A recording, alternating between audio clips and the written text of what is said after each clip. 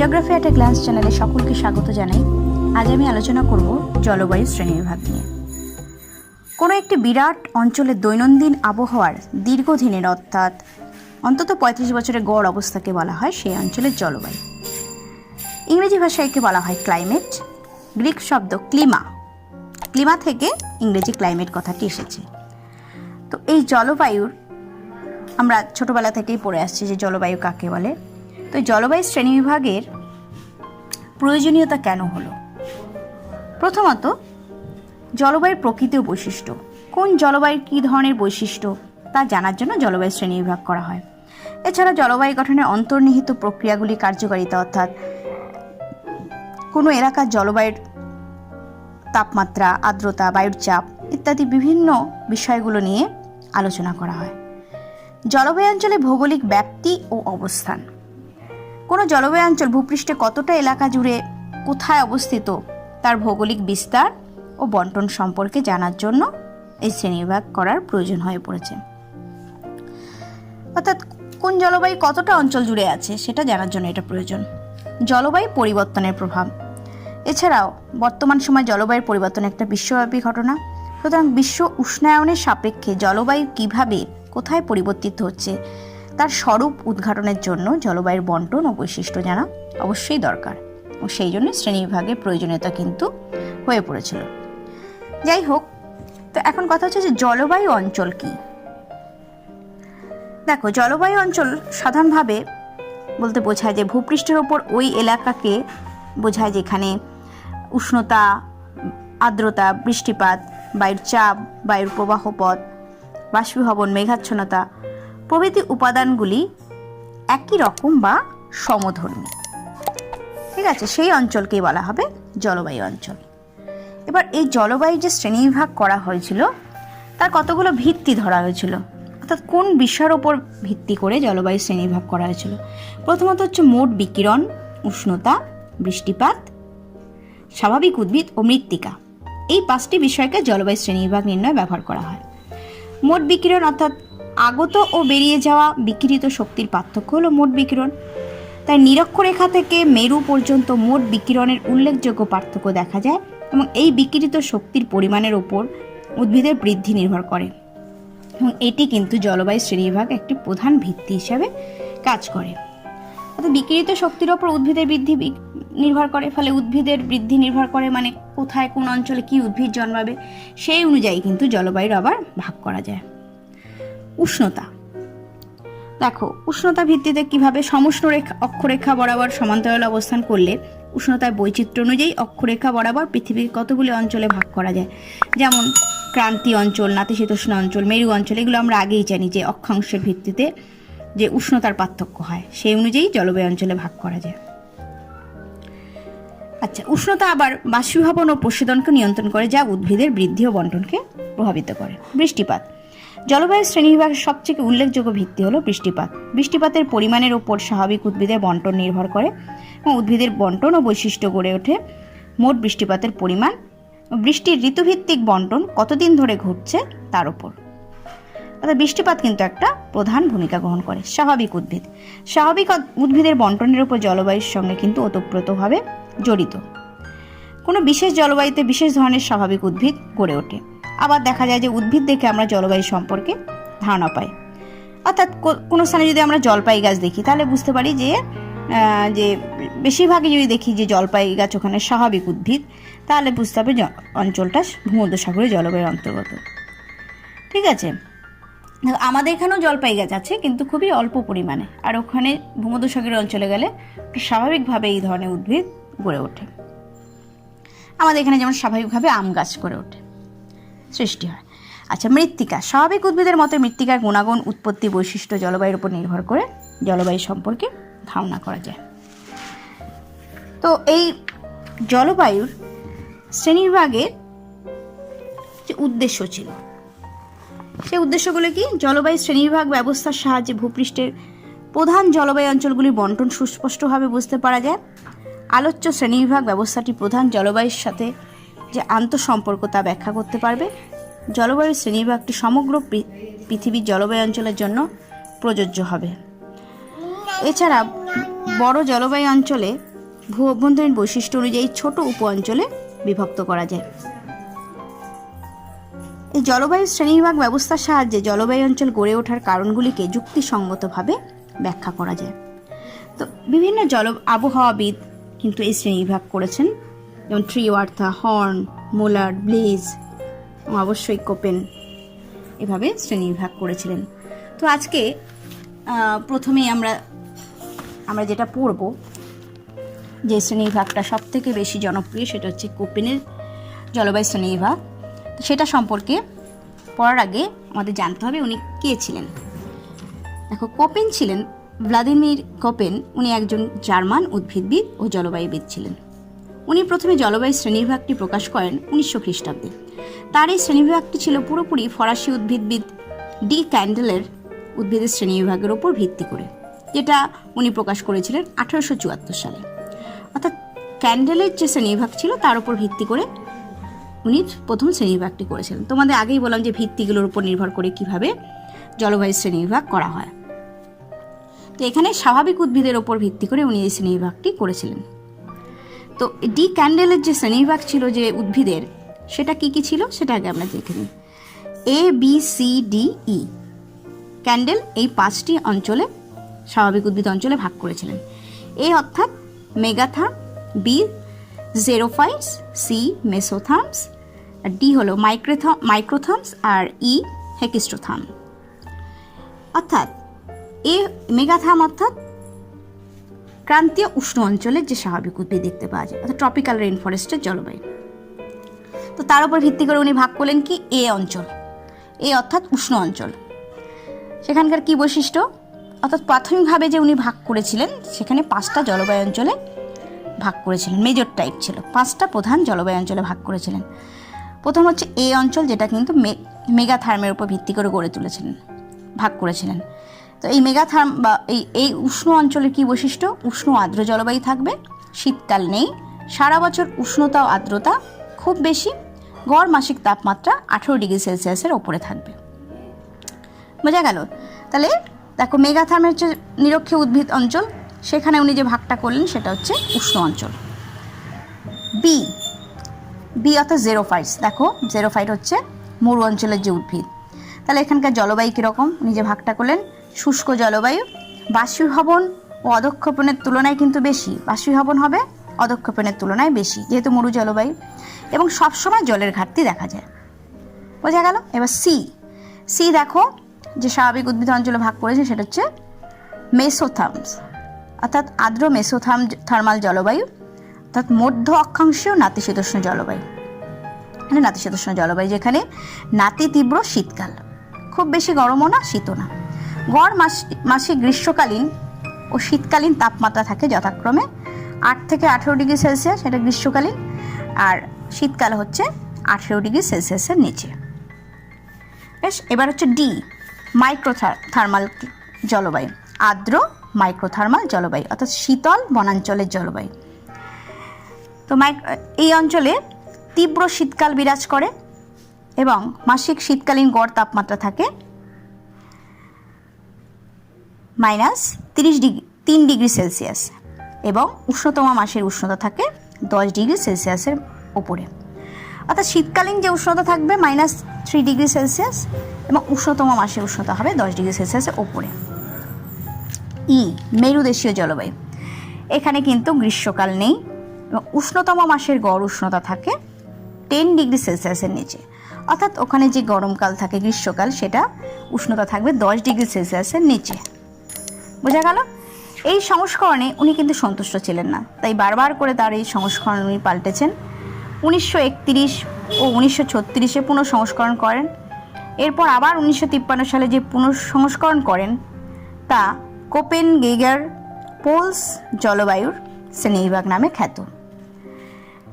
এটি সর্বশেষতম ওনার সংস্করণ। উনি যে এই শ্রেণীবিভাগ করেছিলেন সেখানে দেখো, প্রথমে এ, বি, সি, ডি, ই করে 5টা ভাগে ভাগ করলেন। এরপর আবার সেকেন্ড গ্রেড ও থার্ড গ্রেড যুক্ত করলেন। অর্থাৎ সেকেন্ড গ্রেডের যে জলবায়ু, স্মল লেটার দিয়ে বৃষ্টিপাত, আর থার্ড গ্রেডের যে সিম্বলগুলি উনি ব্যবহার করেছিলেন সেটা হচ্ছে ওই যে উষ্ণতা সেটার কতটা প্রাবল্য সেটা নির্ণয় করার জন্য থার্ড গ্রেড ইউজ করেছিলেন। এবার আমরা সেটা আগে দেখে নিই, তার আগে যে সিম্বলগুলো বা লেটারগুলো ব্যবহার করেছে সেগুলো সম্পর্কে আগে জেনে নিই। দেখো ডাব্লিউ, স্মল লেটার ডাব্লিউ অর্থাৎ শীতকাল শুষ্ক, তার মানে হলো শীতকাল শুষ্ক। এস গ্রীষ্মকাল শুষ্ক, এস মানে সামার, ঠিক আছে, ডাব্লিউ ফর উইন্টার। আচ্ছা, এফ হচ্ছে শুষ্ক ঋতু নেই, সারা বছর বৃষ্টিপাত এবং প্রত্যেক মাসে কমপক্ষে 6 সেন্টিমিটার বৃষ্টিপাত হবে। শীতলতম মাসের গড় উষ্ণতা থাকবে 18 ডিগ্রি সেলসিয়াসের বেশি। এই হচ্ছে এফ এর বৈশিষ্ট্য। তাহলে ডাব্লিউ কি হলো? শীতকাল শুষ্ক, এস গ্রীষ্মকাল শুষ্ক, এফ হচ্ছে কোনো শুষ্ক ঋতু নেই, সবসময় বৃষ্টি হবে। আচ্ছা, এম আরেকটা লেটার ইউজ করেছিলেন, এম অর্থাৎ মৌসুমী জলবায়ু, যেখানে স্বল্প শুষ্ক ঋতু থাকবে এবং শুষ্কতম মাসে গড় বৃষ্টিপাত 6 সেন্টিমিটারে কম হবে, অর্থাৎ শীতকালে বৃষ্টিপাত 6 সেন্টিমিটারে কম হবে। তাহলে এই প্রথমে আমাদের এই কোপেনের শ্রেণীবিভাগটা বুঝতে গেলে কিন্তু এই লেটারগুলো সম্পর্কে আমাদের জানতে হবে। এগুলো যদি মনে রাখো তাহলে এই শ্রেণীবিভাগটা বুঝতে খুবই সুবিধা হবে। ডাব্লিউ, এস, এফ, এম, ঠিক আছে। আচ্ছা, এবার প্রথমে আমরা চলে যাব এ জলবায়ু। এই জলবায়ুকে উনি আবার ভাগ করেছিলেন। দেখো এখানে শ্রেণীবিভাগটা খুবই ইজি, একটু বুঝলেই তোমরা করতে পারবে।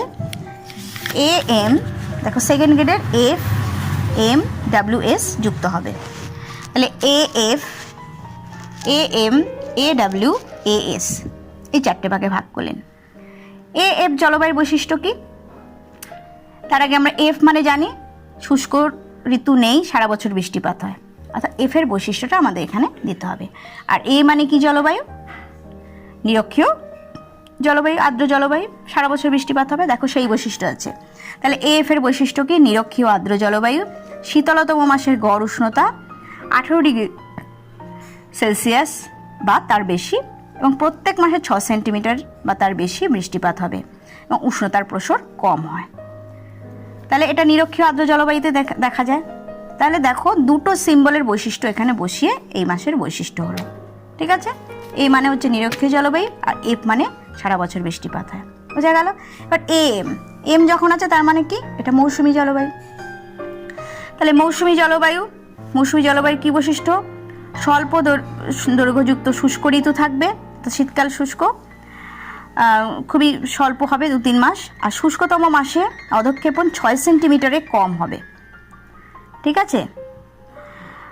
আবার কিন্তু দেখা যাবে বার্ষিক বৃষ্টিপাত, আর সেক্ষেত্রে দেখা যাবে যে অধঃক্ষেপণের পরিমাণ বার্ষিকের ক্ষেত্রে 10 - R25 এই সূত্র দিয়ে বের করতে হবে, ঠিক আছে, অর্থাৎ এর বেশি হতে হবে।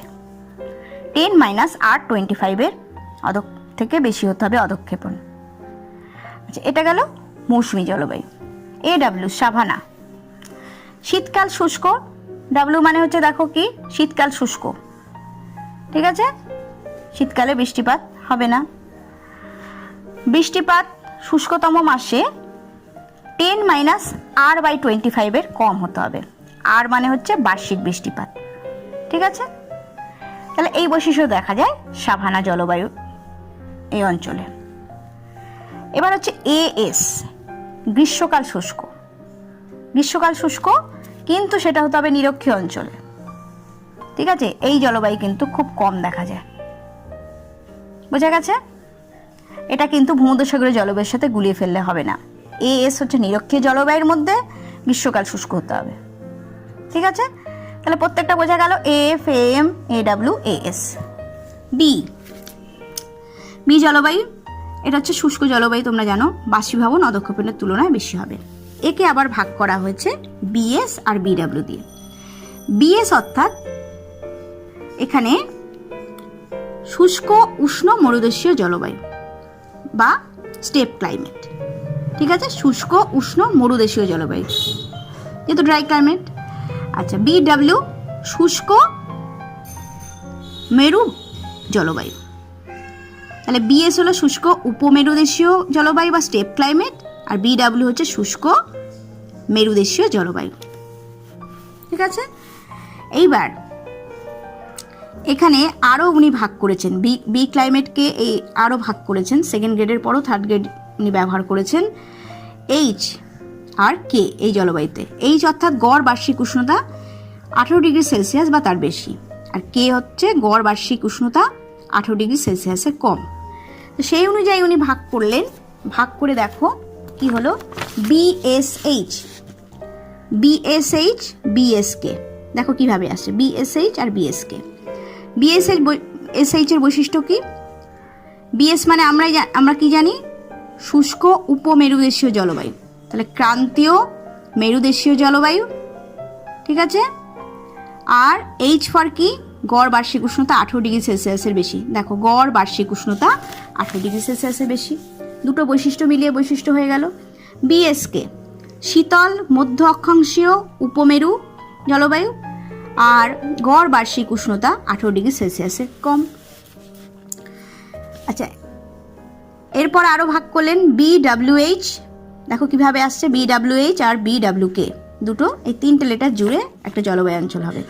তাহলে বিডব্লিউ মানে হচ্ছে শুষ্ক মেরুদেশীয় জলবায়ু, মরুদেশীয় জলবায়ু, তাহলে নিম্ন অক্ষাংশ শুষ্ক মরু জলবায়ু, গড় বার্ষিক উষ্ণতা 18°C এর বেশি, ঠিক আছে। এইচ মানে কি, তোমরা এখানে দেখতেই পাচ্ছ 18°C বেশি। আচ্ছা, বিডব্লিউকে শুষ্ক ও শীতল মরুদেশীয় জলবায়ু এবং মধ্য অক্ষাংশীয় জলবায়ু, গড় তাপমাত্রা 18°C কম, কে মানে 18°C কম, এই ভাগ করলেন। এবার সি ক্লাইমেট, এটা হচ্ছে আর্দ্র মেসোথার্মাল বা নাতিশীতোষ্ণ বৃষ্টিপূর্ণ জলবায়ু। এখানে উনি ভাগ করলেন সিডব্লিউ, সিএস, সিএফ এই তিনটে ভাগে। সিডব্লিউ মানে শুষ্ক শীতকাল, শীতকালের তুলনায় গ্রীষ্মকালে 10 গুণ বেশি বৃষ্টিপাত হবে, এটা হচ্ছে চীন দেশীয় জলবায়ু এর উদাহরণ। সিএস শুষ্ক গ্রীষ্মকাল, এস মানে কি, আগেই আমরা দেখেছি যে ডাব্লিউ মানে হচ্ছে শুষ্ক শীতকাল, ঠিক আছে, এস মানে হচ্ছে শুষ্ক গ্রীষ্মকাল, তাহলে শুষ্ক গ্রীষ্মকাল মধ্য অক্ষাংশীয় বা ভূমধ্যসাগরীয় জলবায়ু এর হচ্ছে উদাহরণ। শুষ্ক গ্রীষ্মকাল দেখা যায় কোথায়, ভূমধ্যসাগরীয় জলবায়ুতে, এবং সেখানে নাতিশীতোষ্ণ আবহাওয়া থাকে, তাই সিএস জলবায়ুটা হচ্ছে ভূমধ্যসাগরীয় জলবায়ু। আচ্ছা, সিএফ, এফ মানে কি, সারা বছর বৃষ্টিপাত হবে, তাহলে তাই সারা বছর বৃষ্টিপাত হতে হবে, এবং গ্রীষ্মকালে শুষ্কতম মাসের বৃষ্টিপাত 1.2 ইঞ্চের বেশি, যেহেতু এফ মানে সারা বছর বৃষ্টি হয়। এটা কোথায় দেখা যায়, পশ্চিম ইউরোপীয় জলবায়ু। আচ্ছা, এবার হচ্ছে এটাকে আবার থার্ড গ্রেডে ভাগ করলেন, সিএফএ, সিএফবি, সিএফসি। সিএফএ হচ্ছে নাতিশীতোষ্ণ গ্রীষ্ম, উষ্ণতম মাসের উষ্ণতা 22°C বেশি, কমপক্ষে 4 মাস উষ্ণতা 10°C বেশি থাকবে। কোথায় দেখা যাবে, আর্দ্র উপক্রান্তীয় অঞ্চলে, ঠিক আছে। এটা হচ্ছে এর বৈশিষ্ট্য, 4 মাস উষ্ণতা কিন্তু 10°C বেশি হবে, এবং উষ্ণতম মাসের উষ্ণতা 22°C বেশি হতে হবে, ঠিক আছে। এবং আর্দ্র এফ রয়েছে। সিএফবি, দেখো তিনটে ক্রাইটেরিয়াগুলো, আগে যে সিম্বলগুলো সম্পর্কে আগে জানবে, ভালো করে দেখে নিয়ে তারপর এটা পড়বে, দেখবে বুঝতে কোনো অসুবিধা হবে না। দেখো সিএফবি, কোনো মাসে উষ্ণতা 22°C বেশি নয়, ঠিক আছে, কমপক্ষে 4 মাসে উষ্ণতা 10°C বেশি। সিএফসি শীতল এবং 1 থেকে 3 মাস 10°C বেশি হবে। এইভাবে উনি ডি জলবায়ু অঞ্চল অর্থাৎ আর্দ্র মাইক্রোথার্মাল বা শীতল বরফাচ্ছাদিত বনাঞ্চলের জলবায়ুকে ভাগ করলেন। এর বৈশিষ্ট্য কি, শীতকালীন শীতলতম মাসের গড় উষ্ণতা -3°C বা তার কম, আর গ্রীষ্মকালীন গড় উষ্ণতা 10°C বেশি। একেও ভাগ করলেন 3 ভাগে, ডিএস, ডিডব্লিউ, ডিএফ। এদেরকে আবার থার্ড গ্রেডেও উনি ভাগ করলেন, ডিএফএ, ডিএফবি, ডিএফসি, অর্থাৎ এফ জলবায়ুকে আবার 3 ভাগে ভাগ করলেন। ডিএফ এর বৈশিষ্ট্যকে দীর্ঘ গ্রীষ্মকাল এবং নাতিশীতোষ্ণ মহাদেশীয় জলবায়ু। ডিএফবি দীর্ঘ গ্রীষ্মকাল এবং শীতল। ডিএফসি ক্ষুদ্র গ্রীষ্ম এবং শীতল উপমেরু জলবায়ু, ঠিক আছে। আচ্ছা, DW-কে আবার 3 ভাগে ভাগ করলেন, DWA, DWC, DWD। DW এর বৈশিষ্ট্য কি? মহাদেশীয়, দীর্ঘ ও শীতল গ্রীষ্ম। DWC শীতল ও ক্ষুদ্র গ্রীষ্মকাল খুবই ছোট থাকে। DWD এর বৈশিষ্ট্য কি? শীতল শীতকাল, গড় শীতলতম মাসে উষ্ণতা -38°C কম। সর্বশেষ যে ভাগটা করলেন মেরুদেশীয় জলবায়ু, এর বৈশিষ্ট্য কি? উষ্ণতম মাসের যে উষ্ণতা 10°C কম থাকবে, ওখানে যে গ্রীষ্মকাল তা 10°C কম থাকবে। একে 2 ভাগে ভাগ করলেন ET আর EF। ET হচ্ছে উষ্ণতম মাসের গড় উষ্ণতা 0°C থেকে 10°C, অর্থাৎ তুন্দ্রা ক্লাইমেটের এর মধ্যে পড়ছে ET। তো ET যদি কোথাও সিম্বল দেখো তাহলে বুঝবে এটা হচ্ছে তুন্দ্রা ক্লাইমেট। EF উষ্ণতম মাসের উষ্ণতা 0°C কম, ঠিক আছে, সারা বছর তুষারাচ্ছাদিত থাকে। এটা কোথায় দেখা যায়? একদম যে আর্কটিক যে পোলার রিজনের সব থেকে যে শীতলতম অঞ্চলটা, একদম মেরু অঞ্চলে, সেখানে এই জলবায়ু দেখা যায়, সারা বছর তুষার দ্বারা ঢাকা থাকে। আচ্ছা, এরপরে কি করলেন? ট্রিওয়ার্থা আরেকটি ভাগ এখানে জলবায়ু যুক্ত করলে, সেটা হচ্ছে H, এটা হচ্ছে মাউন্টেন ক্লাইমেট। এই হলো পুরো জলবায়ু শ্রেণীবিভাগ। তোমরা এই চার্টটা দেখে এবং যেভাবে আমি বললাম সিম্বলগুলো বুঝে পরপর পড়বে, তাহলে অবশ্যই খুব ভালোভাবে পারবে। তাহলে আজ এই পর্যন্তই থাক। তাহলে আজ আমরা কি জানতে পারলাম? যে জলবায়ু অঞ্চল কি, জলবায়ু অঞ্চলের শ্রেণীবিভাগের ভিত্তি, তার উদ্দেশ্য, এগুলো আমরা জানতে পারলাম।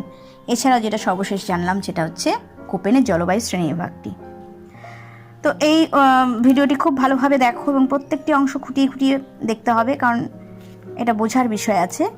তো সেভাবে দেখে নিলে তোমরা নিশ্চয়ই বুঝতে পারবে। তো আজ তোমাদের জন্য রয়েছে কিছু প্রশ্ন। প্রথম প্রশ্নটি হলো নাম্বার 1, কোপেন পৃথিবীকে কয়টি জলবায়ু অঞ্চলে বিভক্ত করেছেন ও কী কী? নাম্বার 2, জলবায়ু অঞ্চলের বৈশিষ্ট্য এবং জলবায়ু অঞ্চল শনাক্তকরণের যে সূচকগুলো সেগুলি সম্পর্কে আলোচনা করো। তো আরও প্রশ্ন আছে, সেগুলো অবশ্যই আরও পড়তে হবে। এই প্রশ্নগুলো তোমরা লেখো, তোমরা নিশ্চয়ই খুব ভালোভাবে উত্তর করতে পারবে। তাহলে আজ এই পর্যন্ত থাক। তোমরা সকলেই খুব ভালো থেকো, সুস্থ থেকো। ধন্যবাদ।